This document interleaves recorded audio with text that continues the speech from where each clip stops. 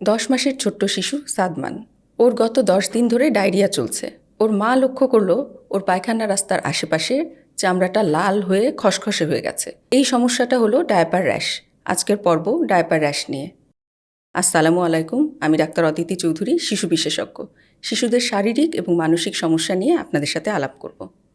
এই diaper rash কেন হয়?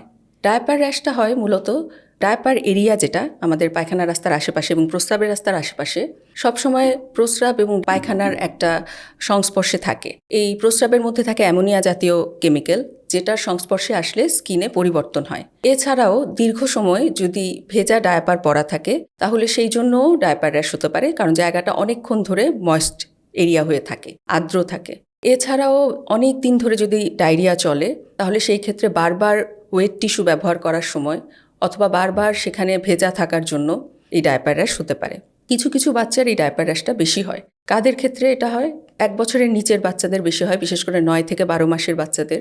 এছাড়াও যেসব বাচ্চার অ্যাটোপি অথবা এক্সিমার টেন্ডেন্সি থাকে, অর্থাৎ যাদের স্কিনটা বেশি সেন্সিটিভ, তাদের ক্ষেত্রে বেশি হয়। আবার কিছু সময় দেখা যায় যে অনেক দিন ধরে অ্যান্টিবায়োটিক যদি ইউজ করা হয় তাহলে সেই ক্ষেত্রে স্কিনের ভালো ব্যাকটেরিয়াগুলো ধ্বংস হয়ে তখন একটা লোকাল প্রোটেকশনটা নষ্ট হয়ে যায়, তখনও ডায়াপার র্যাশ হতে পারে। এই ডায়াপার র্যাশটা আমরা কীভাবে বুঝবো? এরকম পায়খানার রাস্তার আশেপাশে অথবা প্রস্রাবের রাস্তার আশেপাশে লাল হয়ে যাবে, চামড়াটা খসখসে হয়ে যাবে, অনেক সময় এত ব্যথা হবে যে বাচ্চা ওই এরিয়াটা ধরতে দেবে না, বিশেষ করে ডায়াপার চেঞ্জের সময় অনেক কান্নাকাটি করবে। এছাড়াও ওখানে পুড়ে গিয়ে যেমন ফোসকা পড়ে সেরকম ফোসকা পড়তে পারে, ছোট ছোট ফোড়া হতে পারে, চামড়া উঠে যেতে পারে চলটা হয়ে, অথবা দেখা যায় যে চামড়া উঠে গিয়ে নিচের লাল দগদগে অংশটা দেখা যাচ্ছে, একদম ঘায়ের মতো হয়ে যেতে পারে। তো এইসব ক্ষেত্রে আমরা ডায়াপার র্যাশটা আসলে কিভাবে প্রতিরোধ করতে পারি? ডায়াপার র্যাশ প্রতিরোধ করার জন্য আমাদেরকে বারবার ডায়াপার চেঞ্জ করতে হবে। একদম বেশি সময়ে ডায়াপার পরিয়ে রাখা যাবে না।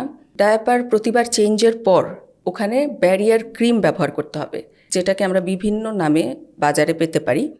বিশেষ করে জিঙ্ক অক্সাইড সমৃদ্ধ ক্রিম, এমনকি একদম প্লেন সিম্পল ভ্যাসিলিন, যেটার মধ্যে কোনো পারফিউম ইউজ করা হয় না, সেরকম ভ্যাসিলিনও আমরা পুরো করে লাগিয়ে রাখতে পারি। প্রতিবার ডায়াপার চেঞ্জের পর এটা লাগিয়ে তারপরেই নতুন ডায়াপার পরাতে হবে। এবং ডায়াপার চেঞ্জের পর জায়গাটা বাতাসে পুরোপুরি শুকিয়ে নিয়ে তারপরেই নতুন ডায়াপার পরাতে হবে। ভেজা অবস্থায় নতুন ডায়াপার পরানো যাবে না। প্রতি 24 ঘন্টায় যারা ডায়াপার ব্যবহার করেন তাদের ক্ষেত্রে একটা ডায়াপার ফ্রি পিরিয়ড থাকবে, অর্থাৎ ওই কয়েক ঘন্টা ওই বাচ্চা ডায়াপার ব্যবহার করবে না।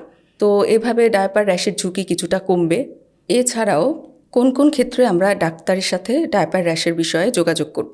যদি দেখা যায় নর্মালি ডায়াপার র্যাশ তো 4 থেকে 5 দিন পরেই সেরে যায়, যদি এর পরেও থাকে অথবা স্কিন এত বেশি ঘা হয়ে গেছে যে একেবারে ভেতরের অংশটা দেখা যাচ্ছে, স্কিন উঠে গেছে, অথবা যদি বাচ্চার জ্বর থাকে এর সাথে, তাহলে অবশ্যই ডাক্তারের সাথে দেখা করতে হবে এবং ডাক্তার তখন অ্যান্টিফাঙ্গাল সাথে স্টেরয়েড এই ধরনের ক্রিম অথবা অ্যান্টিবায়োটিক ক্রিম তার অবস্থা অনুযায়ী ব্যবহার করবেন। তবে এসব ক্রিম আপনারা নিজেরা ফার্মেসি থেকে কিনে লাগাবেন না, আপনারা ডাক্তারের পরামর্শ নিয়ে তারপরেই লাগাবেন।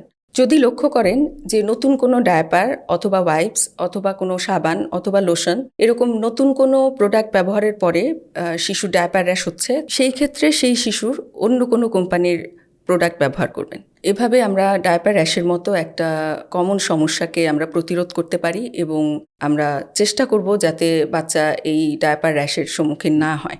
সবাই ভালো থাকবেন, সুস্থ থাকবেন, নিয়মিত মেডিটেশন করুন এবং বাচ্চার প্রতি মনোযোগ দিন। ধন্যবাদ।